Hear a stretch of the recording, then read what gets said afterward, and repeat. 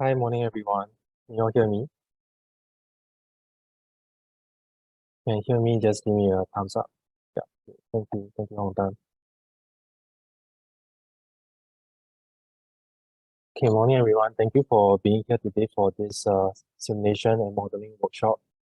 I appreciate your time on a Saturday morning and to learn simulation and also to actually get to know some of our undergrad students and also to learn more about course as well.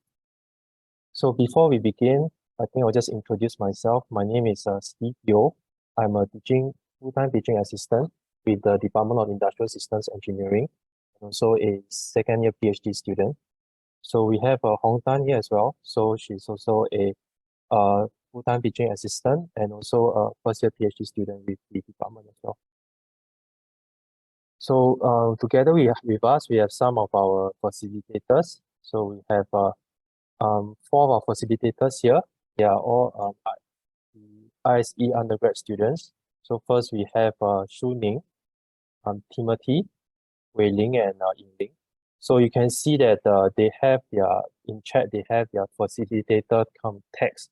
So if let's say in the event when we are doing the workshop, if you have any questions, you can actually direct to them. Like you can put in the main chat, or you can direct message to specifically Hong Tan, so that if you have any questions, they can help to answer them. But if in the meantime during the workshop you have any questions, just feel free to interrupt me as well. So I'll try to answer them. Okay. So also this session is also partly also mainly focused on simulation and modeling, and also for JC students as well. So in terms of knowledge wise, I will try to go slow and also start from scratch as well. So if let's say you have any questions, just feel free to ask me. And next is that if after the whole session, because we have some of these undergrad students from ISE, so if you want to learn more about our department, our course, you can actually stay back. Then we can also have a Q&A session to learn more about our courses as well. Okay. So from the course kind of link registration, I can see that there's a few uh, quite a lot of JC students. So just probably give me a thumbs up, like if you're from JC, just want to see like what is the proportion like in this class.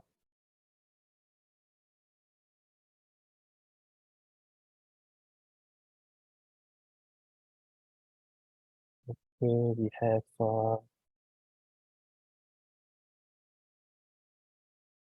around 12 to 13. So I guess is that almost half of you are from JC. Okay. And we have any undergrad students here from ISE. So just give me a thumbs up so that we can know whether you're from undergrad as well. Yep. 4. Okay. Okay, so for those undergrad students, I guess are you all from ISE? Yeah, if you are from ISE, I guess we have this simulation module for IE3110R that we'll be taking. So I think this course will be like a one lab session of the IE3110R. So it'll be a head start for you as well. Okay, so and also I saw some registration from Chinese universities as well. So anyone from uh university in China?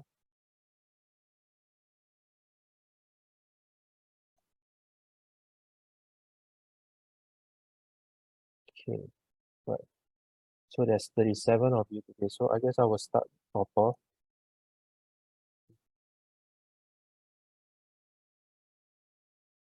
Okay, so for this workshop wise, our main objective is to get us in a hands-on in terms of like learning the simulation modeling concepts, and also using FlexSim software to learn how does the underlying concept, how it actually apply in a project or apply in a real world example. So if in this case, we will actually first go through some of some real world projects that we have, because we have a research center known as we have a research center. These are the three research centers that we have: Center for Excellence in Modeling, and Simulation for Next Generation Ports, Center for Maritime Studies, and Center for Next Generation Logistics. So these three centers are actually part of a department of ISE. So we are doing projects on simulation modeling and digital twin. So we will showcase some of this cutting edge technology in terms of simulation and digital twin. Then from there, you can kind of have an in mind on like what we do as a center, as a research center, and also probably what you will learn as a student in future as well. So we will actually touch on this showcases some of these projects. Then after that, we will start to use FlexSim, then to build a simple model. Then after that, probably we'll end off with some Q&A sessions that you all. Okay. So this is some showcase of what we have. These three centers some of these projects that we have. So first is that these are some of the applications we have first in ports and logistics. So we have these are like port design. We have done some software, and also we do something called yard planning, like how we put containers into these yards, stack, reshuffle, AGV, and some of these warehouses as well. So all of them at the core technology, we are using simulation and digital twin. Then also that's when we actually connect, interface with some optimization algorithms or AI models as well. So we just show it here. So first one, this is actually the biggest, what we actually try to simulate one of the biggest ports in Singapore.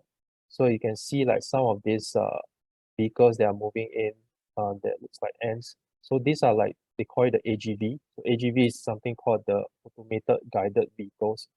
So they are moving in, then they are bringing, so they are moving in, then they are also bringing containers in and out. Then these are like the places that they put the containers. So we try to simulate a digital twin in a high fidelity way. And also all these decisions and all this, how they move around, how they put the containers, what the rules, all these are based on like some optimization algorithm or some AI models. So this is one.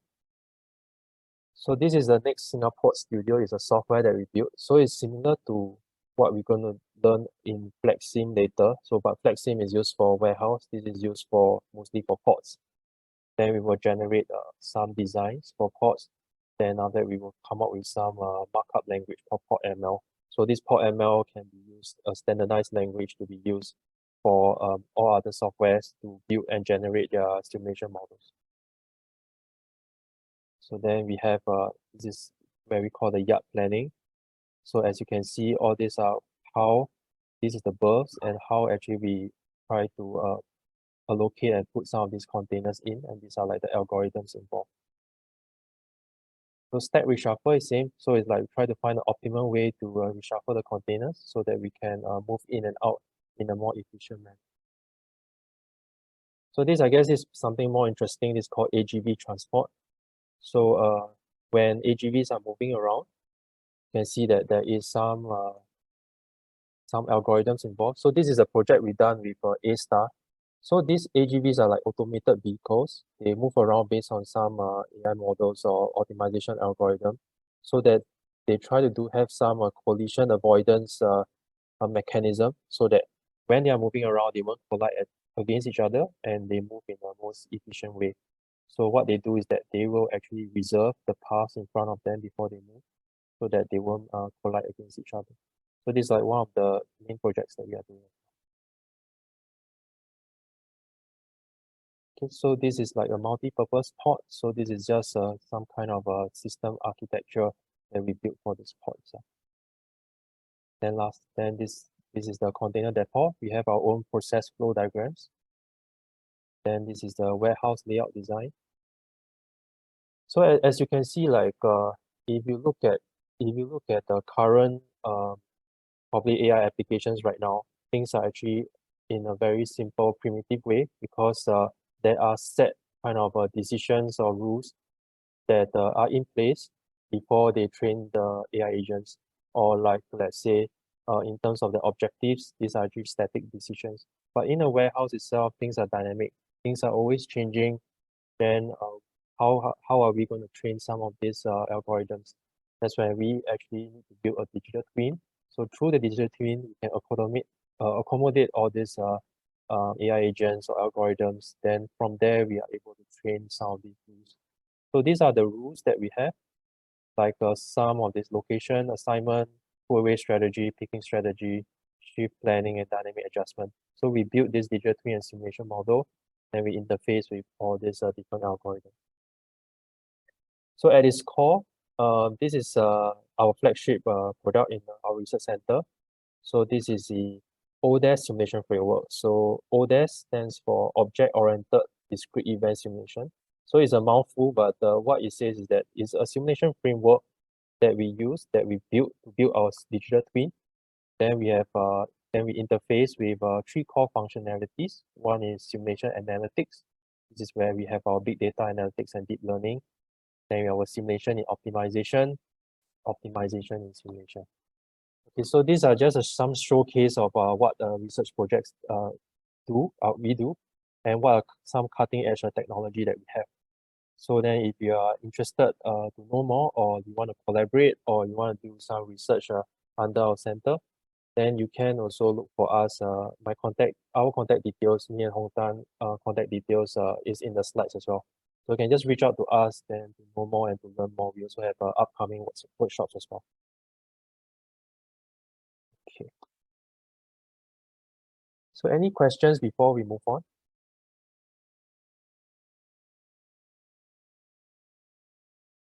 Okay, the recording is, I think it's started. Hold on. Yeah, there's a kind of a red dot.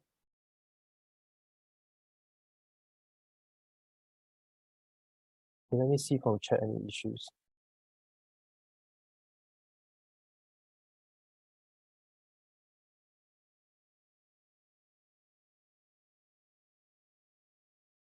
Okay, so if not, let's start the workshop proper.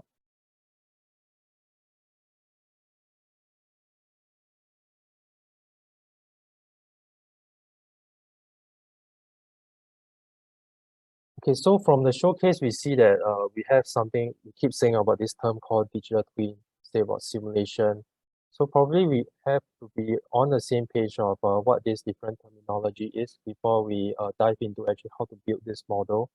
So probably can one of you just maybe tell me what do you think digital twin is? I mean, from your own point of view. Probably let's pick one person. Okay, so there's 37, 36 of you, right? So maybe I'll just do probably It's this. a twin, but in a digital version. Okay, thank you, Hong Tan. Yep. So Hong Tan says a twin, but it's a digital version. So it's like having a representation, but in a digital world, right? So I guess that sounds right. And also in a general public, I guess that is not in a research community. They will have some kind of an idea that when we actually have a digital twin, is that we have some form of a representation, a real twin representation in the digital world, right? So that's where we have, when we see this, these are some of these what the media perceive, or that the digital twin is. So first we have a city, then we have a digital representation, then we have equipments, then also we have digital representation of it. Then we have some, this is the ports that we have, and also we have a digital representation of it. So from this is that you can see that it seems like it's an exact form of digital representation of a physical world itself. But is this necessary so? So then let's discuss this. So let me just go through. This is the history and the definition of it. So this term is actually coined by Professor Greaves by University of Michigan in 2003. So, but then there are other terms and concepts that share the same concepts as digital twin, like symbiotic simulation, or like cyber physical systems. So these are also some sharing the same concept. So based on like the technology that is advancing, they converge towards having the same functionalities and the same idea. So currently, right now, everyone is using this term digital twin to is an all-encompassing term to represent this. So what it means actually. So the definition here, so probably just 20 seconds, maybe just read through this, then we move on.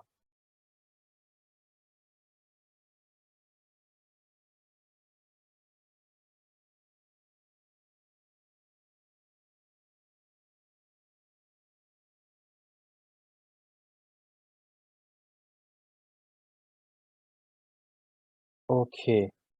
So from here, the keywords I guess is that digital twin is a virtual representation of physical objects, and also we use a real-time data or simulation model to attribute this digital twin itself. So how does it look like in terms of concept? Is that we have a physical environment and also we have a virtual environment. So physical environment, anything in the physical world, virtual environment, anything in the digital world in your computer itself. So what the physical environment they do is that we have like in a warehouse, we have like sensors in place, or we have some form of camera to kind of capture some of this data. Through this data, they will be synthesized into information. Then through this information, you'll be channeled to this virtual environment. So the virtual environment will read this information, then they will build this virtual environment, the digital world of it. Then through this digital world, they are able to run the simulation or run this simulation a lot of times through this virtual environment. Then to find the optimal decision, then they will feed back to the physical environment to tune this physical environment. Then after that, this thing will just be a constant iteration. So this whole thing, this whole iteration of constant iteration, this cycle, this structure is known as a digital twin. So there is a connection between a physical and a virtual world. So then next is what is this virtual environment then? So this is where we call it the simulation model. So for today's topic, our main focus is on this simulation model as well itself. So how are we going to create a simulation model using uh, using a FlexSim software? So then it begs the question of what is simulation? So simulation is the imitation of operation of real-world system over time. So from here you can see that what this does is there is an imitation of a system. So what is a system? So this is a system itself.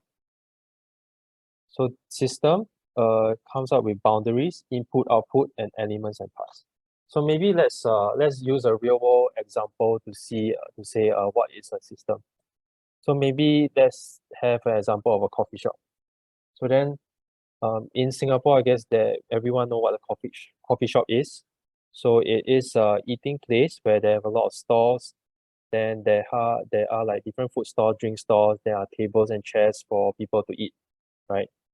So then first question would be, probably you can just type in chat, what do you think in a coffee shop, system, what are the elements in a coffee shop itself? So probably we can have some interaction. What do you think are some of these elements in a coffee shop?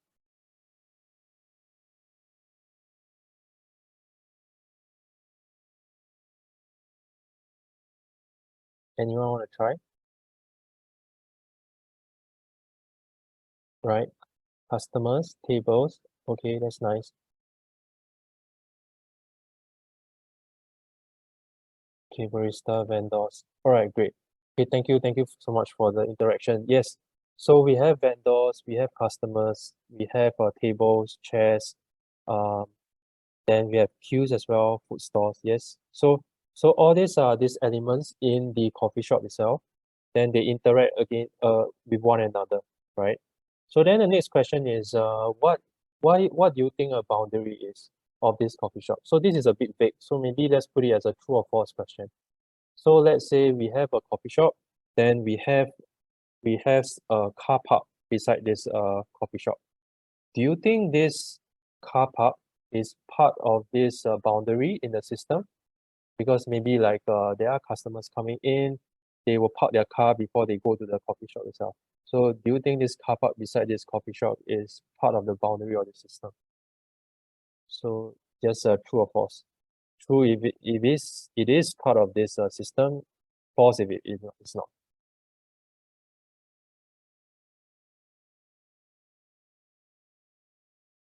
Okay, yep. So there's a mixed answer, right? So next question would be, in a coffee shop itself, some of these stores, maybe one or two of these stores, is does not have any customers. Is business is no good.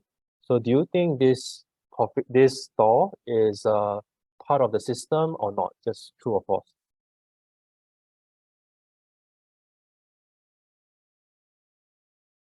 Right. Okay. So then I guess a true or false question, I guess is a very vague question. It's quite a tricky question because it's actually maybe, right? So it's why is it maybe? Why things that are in the system and out of the system may or may not be, I mean, things may or may not be part of the system. So I guess it's more like what our objective of this study we have. So in the system, let's say our study is probably how does this car park affect this coffee shop? Then yes, this car park is part of the system. Then if let's say our study is how does this um, kind of a vibrant good business drink store with good business going to affect this coffee shop? Then yes, this drink store will be part of the system. Then so in at the end of the day, what is in the boundary and out of this boundary of the system is based on what kind of questions we want to answer. So so then for your system in future, like let's say you want to build a simulation model. So first thing first is you have to think about what kind of study you want to do. Then what is the boundary of the system? Then through the boundary, we think of what the elements to put in, what is the interaction. Then lastly will be your input and your output itself, right? So input, output. So let's say a coffee shop, our boundary is just the drink store in a coffee shop. So what do you think the input will be? One?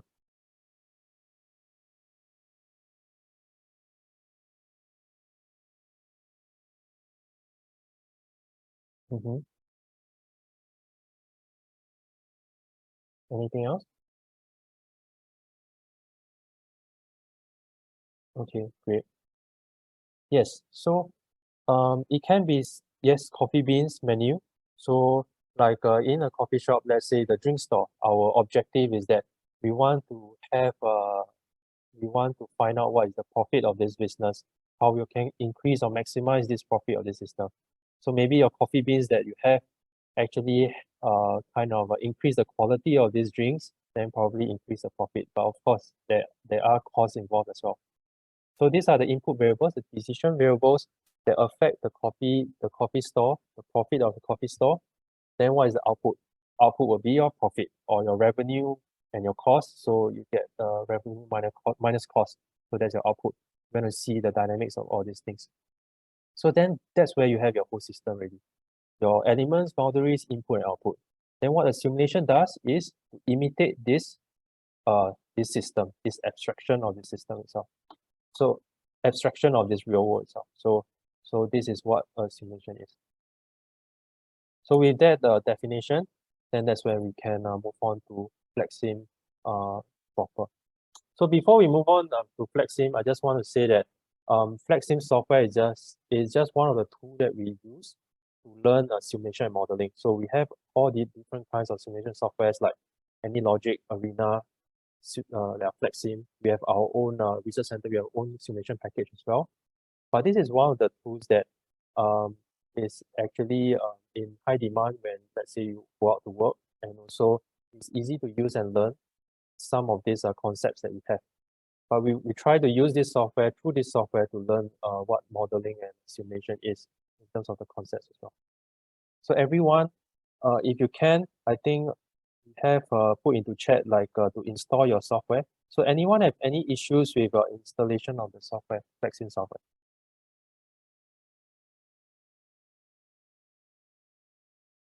Okay, so if you have, right, you can just direct message or message one of the facilitators, then they will help you with that. Okay. So enough of this theory. So let's move on to the practical. So everyone open your FlexSim software. I think the latest one will be FlexSim 2023. So if the models the reference models, completed models that you have downloaded is not able to open, it's probably because it's not the latest one. But we will actually build things from scratch.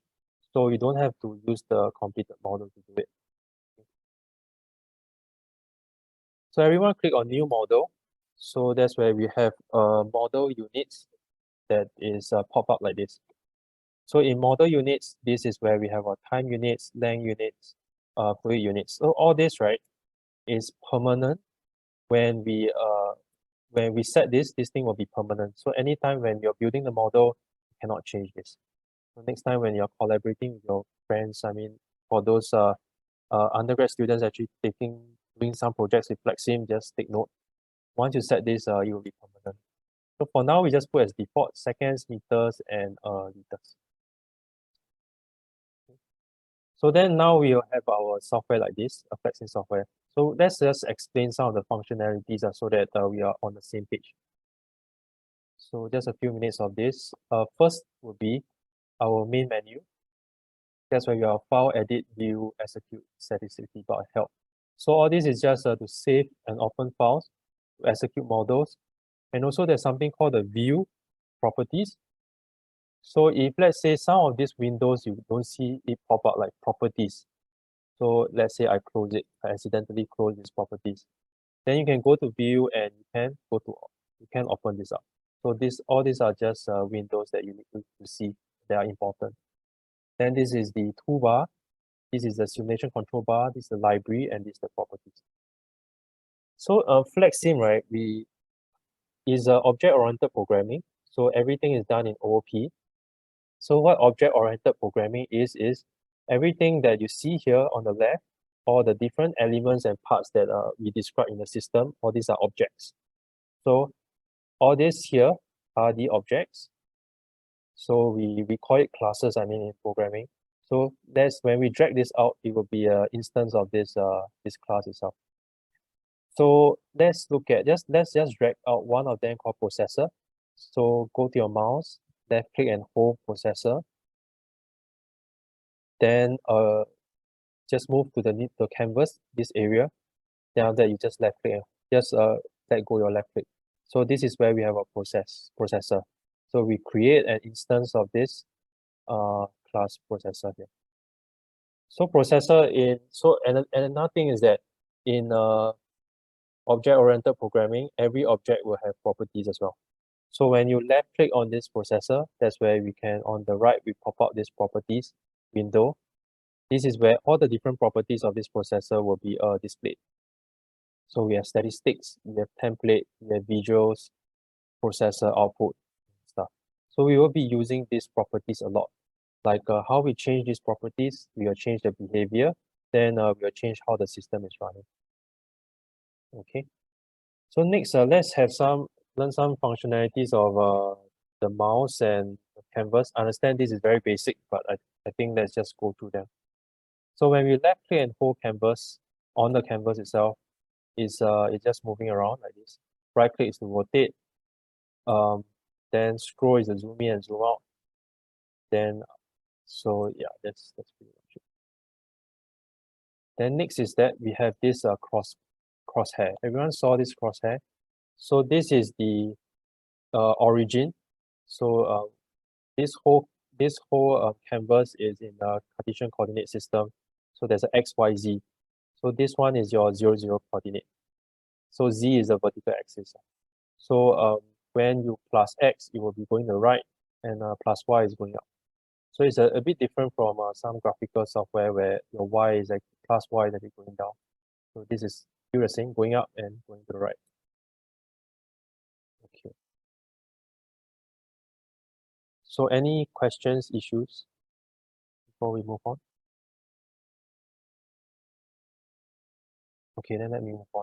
So then here on the left, that's where we have our different libraries. So this is fixed resources. This is why things are like kind of fixed on the canvas itself, things that don't move around, things that have their own functionalities. So this later we will build our queuing system model with this source queue processor sync queuing system. Then task executors are things that move. They are mobile resources or tools that help these mobile resources move. So later we will touch on that as well. Okay, so let's go back to the slides. Then I'll just show you.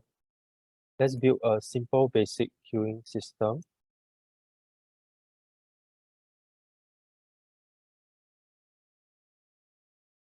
So this basic queuing system, this is they call it the MM1 queue. So what this is that they will have a source, they have a queue, processor, and a sink. So this is the whole setup. So why we have this setup? Because a lot of things in structure in nature, things usually happen in a queue like this. So usually there is things that are generated. They have a queuing system where they queue up. Then processor, after they take some time to process, then they will have a sync. So let's build this thing in FlexSim. So we have our processor ready. Let's left click and hold. Then we drop source. Then left click and hold queue. Then we drop queue. Then lastly, we left click and hold, we drop sync. So what this source is. So let's go back to the coffee shop example of so let's say just the drink store of the coffee shop. So who are your what are things that are generated from source? Those are your customers. Your customers are coming in, then they will queue up for their drinks. Then there will be a processor. The drink store owner will be making the drinks. After some time, the drink is made, then the customer will be leaving the system through the sink itself with the drink itself. So source queue processor move on. So that's where we have source queue processor sync. Then we want to connect them together. So why we connect them together? Because when we are actually building these objects, probably let's say the software is not smart enough to know that this source and this queue will be connected. So we need to have some connections. So on the top, we have this toolbar. As you can see, this thing, let me zoom this in. As you can see this, there's a connection with a drop-down menu. So this is where we have these different kind of functionalities here. So there's this thing called connect objects and connect center points. So for now, we will just focus on connect objects. Then I will tell you the difference between these two. So we will use these connect objects to connect them together. So left click on connect objects. Then we can connect them together. So left click source. Then you will see a yellow line like this. Then we have a chain showing and the crossbar.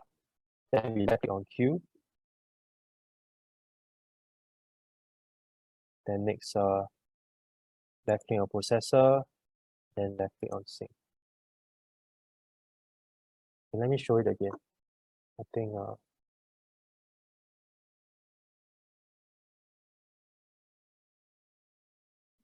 so when you are doing this, don't worry, just do it again. So when we are doing this, when we left click, you can see this yellow line. So this yellow line is just to show that hey, you can actually connect the next one that's highlighted one. And just left click everything. Then we have this leftover, this yellow line. What we can do is that we right click cancel. Then once we cancel it, there's still this chain and this crossbar, right? This one can be used to connect to other things. Like let's say your queue is connected to another processor, you can left click on queue, then we have this yellow line as well. So if you don't want that, you can just right click, then you have this crossbar and chain, then right click your mouse itself. Okay, everyone following? Any questions?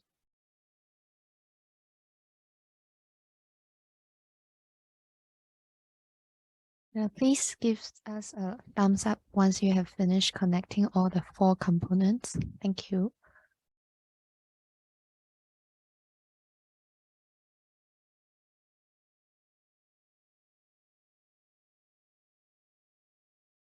Okay, I guess most of us have a thumbs up already.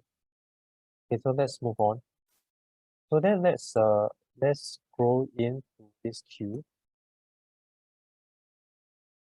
So this is where we can look at something called this thing is called input and output. So in any software or any kind of programming that it does, there's always an input and output. So even like as this is said, this object itself also has an input and output. So where the input and output is this triangle. So what we call this triangle in FlexSim, they call it ports. So this is a input port, this is an output port itself. Okay, so so from here, let's left click on queue. So in the queue property, what can we find is our property for input and output. It's in here.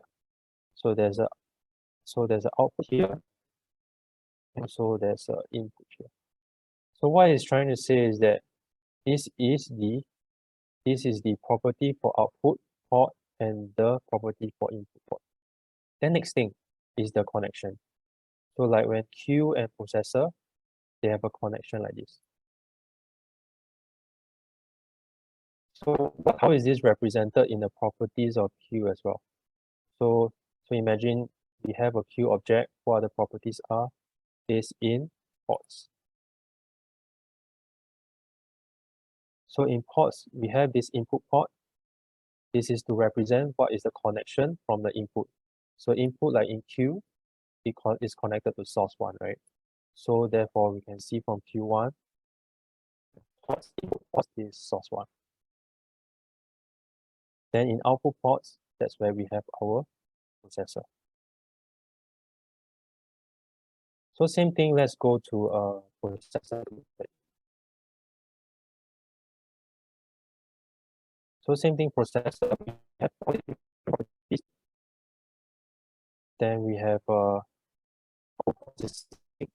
and the input ports is can you all hear me now? I'm sorry about it. Yes, Steve, we can hear you. Okay. Yes. Yeah, I'm not sure why, but just now my mouse was moving on its own, so I just blocked some No worries. antivirus. No worries. No worries. Hopefully, no one is controlling my computer. Yes. Okay. Okay, then let's move on. Let me build up the model first. Can you all see the screen? Yes, we can see. Okay. So let me build this.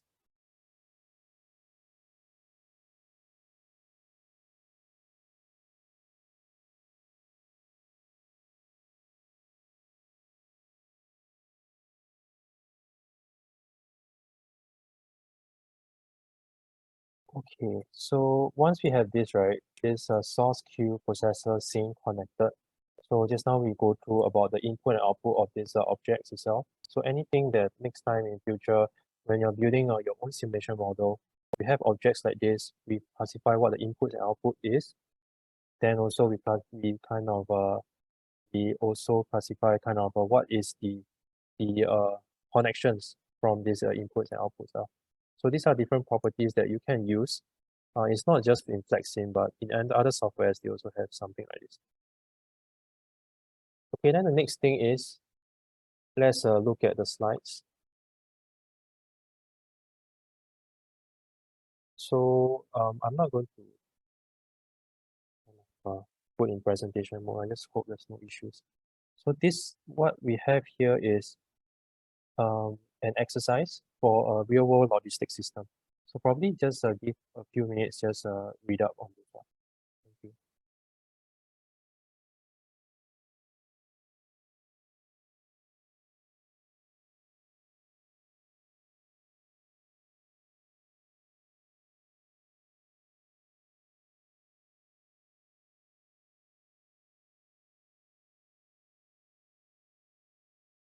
Okay, so let me explain this, then let's see whether you have questions. So this one, the first line is trying to say that we have a logistics center, we have loads that are coming in. These things are coming in inter-arrival times that follow an exponential distribution with a mean 1 minute. So what does this mean? What does this says? So it's saying that these loads are coming in, and there's a time interval of 1 minute apart from there. There's an average kind of time interval of 1 minute. And this inter-arrival time, it follows an exponential distribution. Okay, the next thing is that there's a queue. The queue is, there's an infinite capacity. Then there's a processor. The processor is servicing this load one at a time. So which means that when the load come in, they queue up, they go to the processor, then this processor, they service this load one at a time. Then there's a service time for each node. So the service time is also a exponential distribution of mean 2 minutes. What does this mean is that this processor is processing on average 2 minutes of these loads. And it actually follows an exponential distribution. Then lastly, we want to find the long run utilization rate of this processor itself. Okay, so any questions for this one? Can you follow? Okay, if you are good, just give me a thumbs up.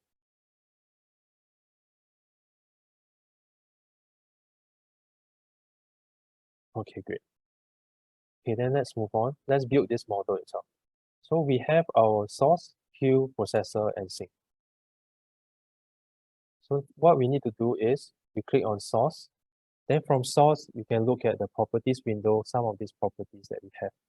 So what we want to see is under source, that's where we have our inter-arrival time. And this is our exponential distribution syntax. So just for now, we just change this to 60. So why 60 is because things are moving in seconds here, right? In model setting in seconds. So 1 minute is 60 seconds. So this is inter-arrival time. We have as 60. So just change this to 60. So source, property windows, and 60. Everyone good? Okay. Then next, we go to processor. So this is a bit, there's more steps for this. So in processor, there's a properties window. Under process time, there's this drop-down menu. So everyone let's click on this drop-down menu. Then we go to statistical distribution. Then we look at exponential. So let me show it again. Would be left click processor, process time, statistical distribution, and exponential. So over here, you will pop out a new window because the processor is servicing at 2 minutes, right? So we change this to 120 seconds. Change the scale to 120 seconds.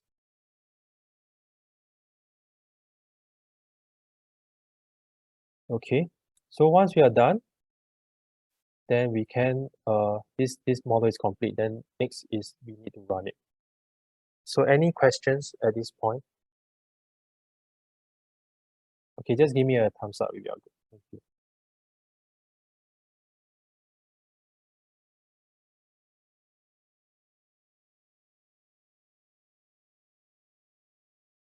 Okay, then let's move on. So when we finish the model, let's look at this simulation control bar here. So this is where we have our reset, run, stop, fast forward, skip, and step. So let's explain each one of them. So reset is when, let's say when we actually create the model, when we updated the model, we want to press reset to update all these changes into FlexSim itself. So then when we run the model, it will be based on this new updated design. So reset is to reset and update the model itself. Then run is to run the model, stop is to pause the model. It's not like your music player where you stop is reset, stop as you just pause the model. So let's run it. Then let's look at whether things are running in. But as you can see, we have to, maybe we can increase the run speed. So how to increase the run speed is based on this run speed here. We can adjust this so that we can see these loads are moving in. Stop is to pause. Then we can just run and pause at the same time like this. Then once we are done, we can reset the whole model. Okay, so fast forward is where, let's say when in the simulation model, we don't want to see the animation itself. What we want is that we want the end result. We just don't want to see the animation, we want the run speed to be maximum. Right? So we just press fast forward. Then you can see the run speed is maximum.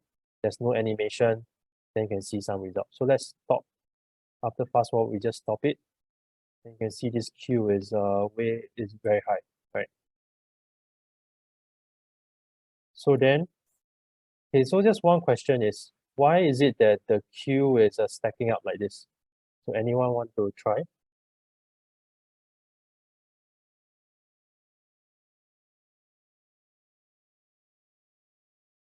So why is it that the Q is stacking up?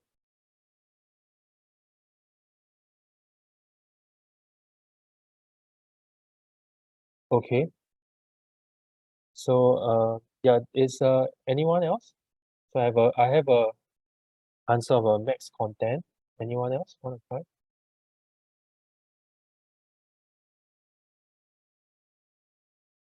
So the clue is that let's look at the yes, that's right. So from here you see that the load is streaming in at inter-arrival time of 1 minute, but it's servicing at 2 minutes. So every two loads that come in, only one gets serviced. So that's why the queue is stacking up. Okay. Yeah. And the item placement. Yeah, that's a good point. So there are other ways that this queue can be stacked. So it can be like stacked a different way. That one we won't touch on today. So that's why this thing is stacking up. So next, let's look at this stack and skip. So let's run the model again. Everyone, let's run it. Then when we stop it, you can see that this thing is paused. So I'll just explain what step and skip is. So what step is that because this whole simulation FlexSim software is actually running in terms of events. So important events that are actually triggered or activated, then you'll be pushed to the system. So anything that are important events like things arriving, things queuing, things being processed, things leaving from the sync itself. So what that does is it will step through this all the different loads itself.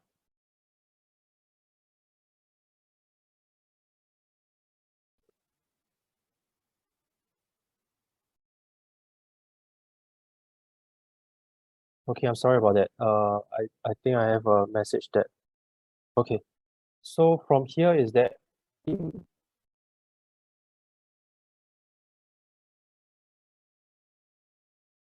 okay, from here we see that what is step? Step is where we have some kind of important events. So important events, we need to step through it. So when we step through it, that's when this simulation model will be actually moving towards the important events. It won't moving in a continuous state. So like for example, let's say we want to run the model. When we run the model, let's say there's a warm-up period, things are moving very slowly, things are not coming in. Then we can step through this system to show that, hey, I just want the important events to step through it. Try this. That's the next step. Then as for skip, skip is where sometimes some events are happening at the same time. So like so probably things are arriving and things are being processed. Things happen this hey, hello everyone. I'm really sorry about that. So I'm not sure.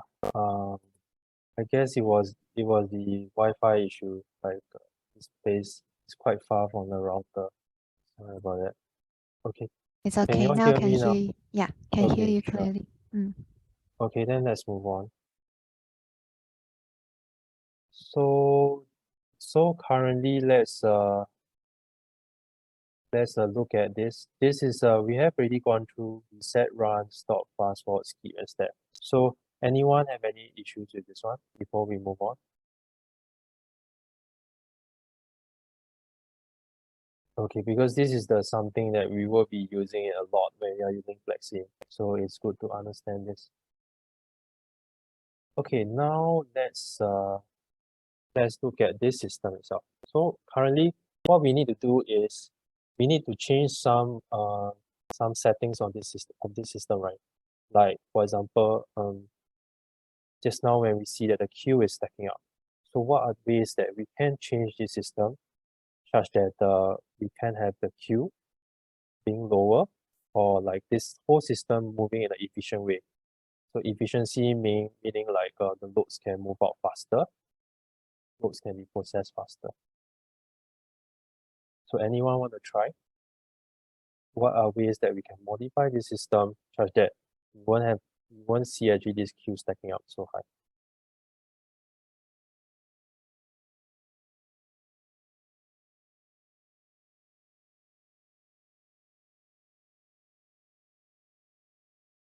Oh yeah, that's spot on. So Hui was saying that to add more processors.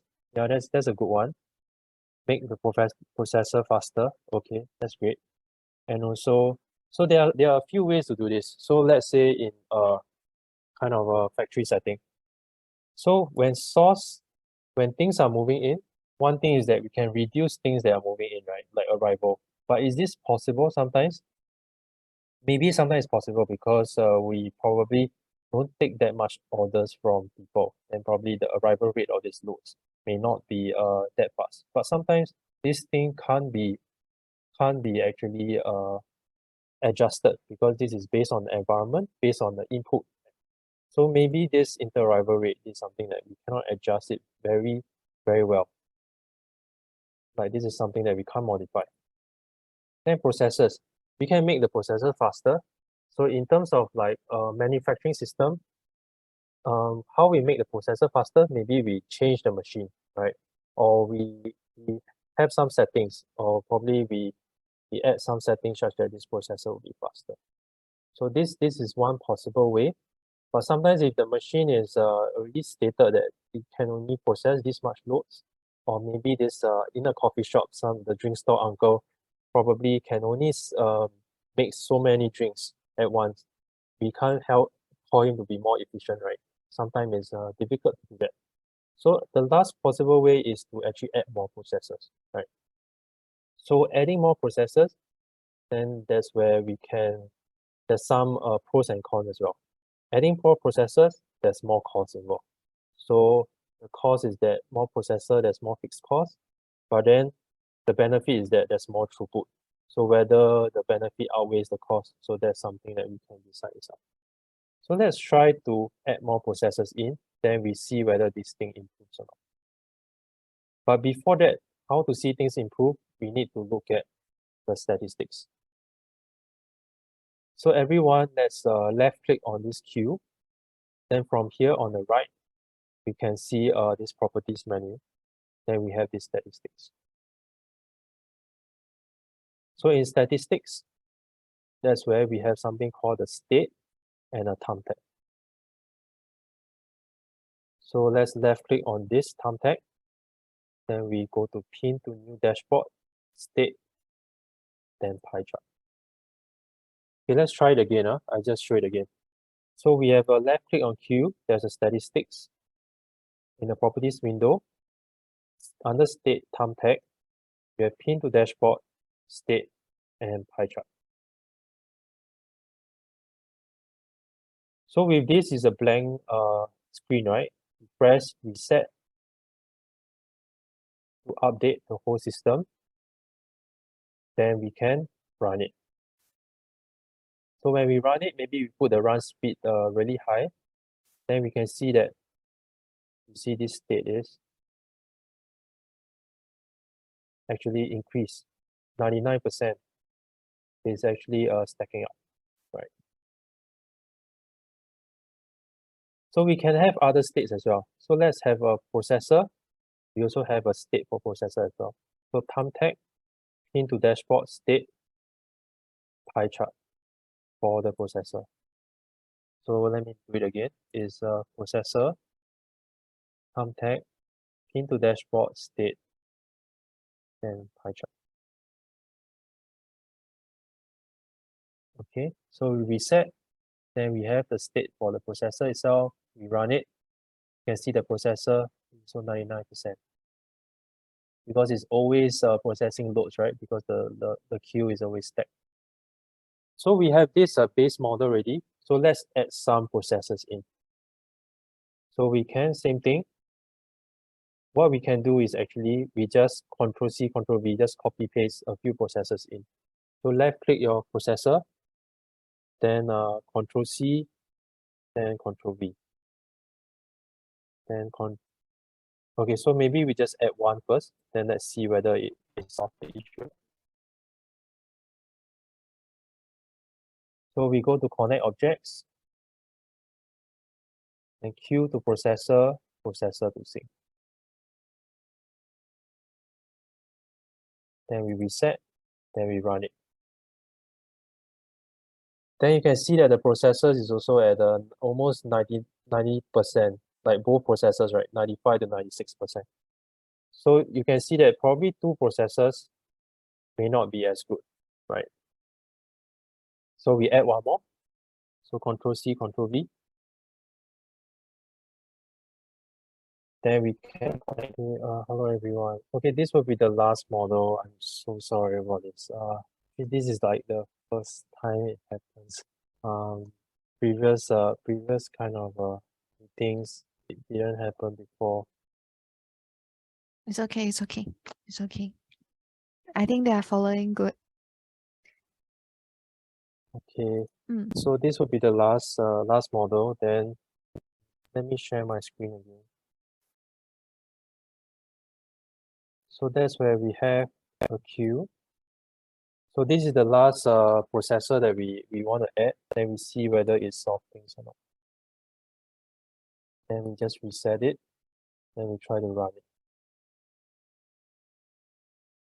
Then we can see that the processor is running well.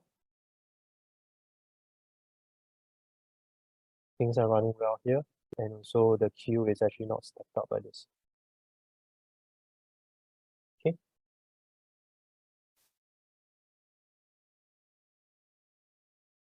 Okay, so for the last few minutes, I think it will take 5 minutes. I will showcase two models, or more like one completed model.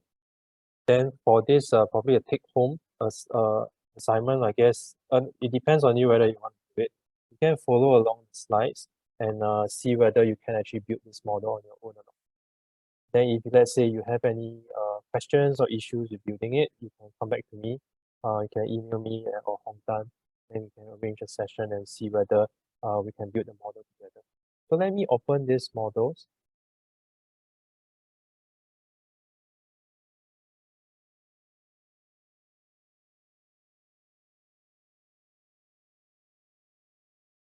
So this is something called a travel network. I think you will have it in the slides, in the models that we sent to you. So this is a completed model with a what they call it the travel network. So what we have here is that we have a source, queue, processor, and sync. Then we have this network paths for this transporter and operator to move around as well. So this transporter and operator is based on these task executors. So these are things that can move around. Then fixed resources are things that are not able to move around, things that you actually collect the statistics. Then this travel network, you can see like these nodes here. So these nodes are designated spots for these transporters to move to. So each spots will move to each place. Then these are the paths for this transporter to move. So I will just show you how it looks like. Then you can see whether you can try on your own, see whether this works or not.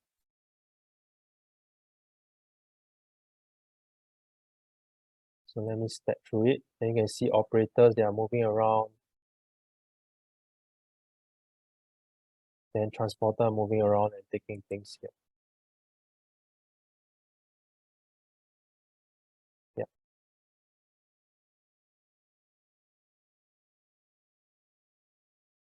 So from all this, right, we can actually build some animation, and from there we can build any kind of models that we want. We can even have a model of a coffee shop. So like we have loads coming in, we can have people coming in also as well. So these are things that we can have like future workshops where we can teach you all these different animations as well. So from here, we can have our state, our output. This is the average content queue processor. Then this is the stay time queue and stay time processor. So what this means is that in a queue, how many average content is in the processor. Stay time is that how long it stays in the queue, how long it stays in the processor itself. So from these statistics, we can actually come out to assess the system, how the system is like. So remember we had the output, this is the output. The boundary of the system is this, we don't care what's outside. The input probably is how many transporters we have, how many operators we have, or how many processors we have. Then from there we can learn kind of how many of these decisions that we can build in a system itself. Then from there, after we learn it, we find the optimal number of operators, transporters, and processor. We have this optimal decision. We push it back to the real world. The real world can make adjustment as well. So we can actually have a synchronization like this. So that's when we have our digital twin. So this, I think so this is actually the model that we're going to actually supposed to build today. But also, I think that we don't really have much time, so I think we can leave this as a kind of a take home. And also, if let's say you try to build on your own, the instructions are actually pretty clear. So I make it like kind of a step by step of how you actually connect the system itself. So try to follow through. Then if you have any questions, I have my contact details are here. And if you want the files, it's also here as well. So you can actually take a look. So for a follow-up workshop, probably in future, we can have a case study of a travel agency, and where we have the things moving around, people moving around as well. So for now, it's just an introduction workshop. So we just learn what the system is like and what is the functionalities of a queue processor, source, and sync itself. So any questions at this point, everyone?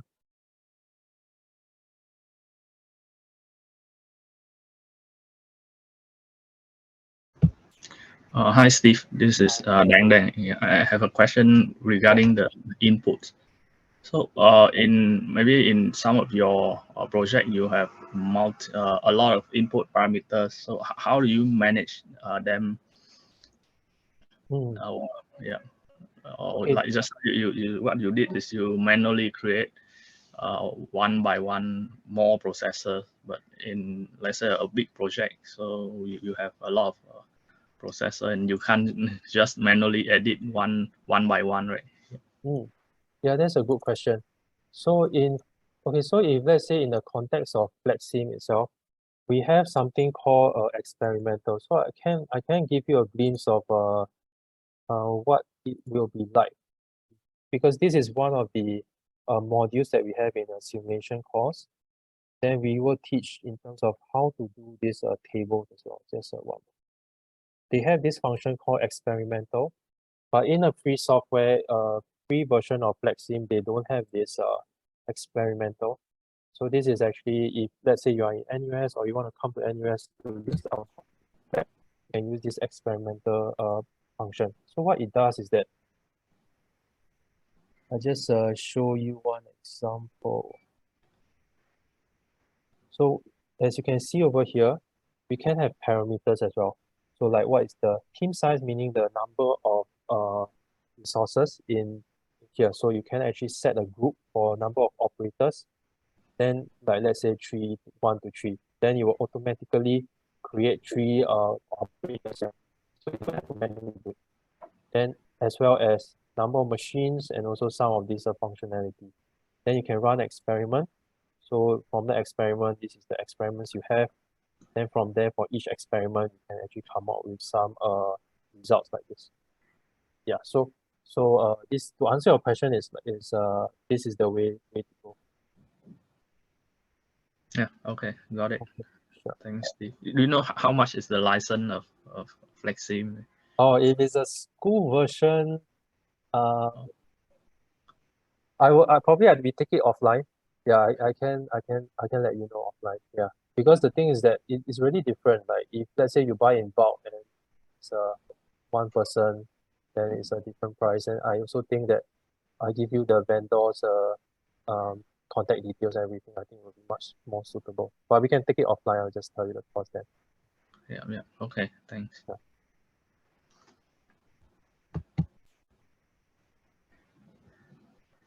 Okay, anyone else have any questions? Okay. So before we end off, I think like we have around 10 minutes or so, but we can stay on as well. So I'm sure some of you here are from JC that is moving on towards industrial systems engineering as a undergrad course. So we have some our facilitators here. Su Ning, Timothy, and Ying Ling, I believe and they are current undergrad IC student. Then Hong Tan is a IC student undergrad before, and now she's a PhD in ISE as well. So if you want, we can actually we can carry on like if you have any questions on the department itself, what are the courses that we have, any burning questions before you choose what kind of courses you have, then we can stay on.